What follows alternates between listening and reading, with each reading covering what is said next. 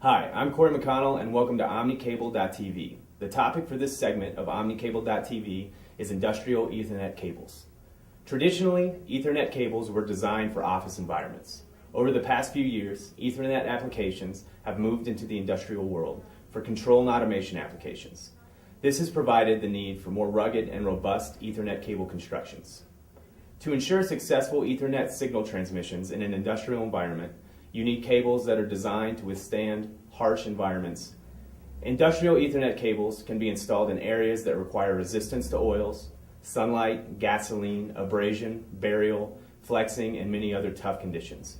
Failure to use the correct cable could result in catastrophic equipment failure, intermittent operation, incremental failure, and degradation of performance. The result could be a loss of data, process downtime, or a drop in the safety level of your operation.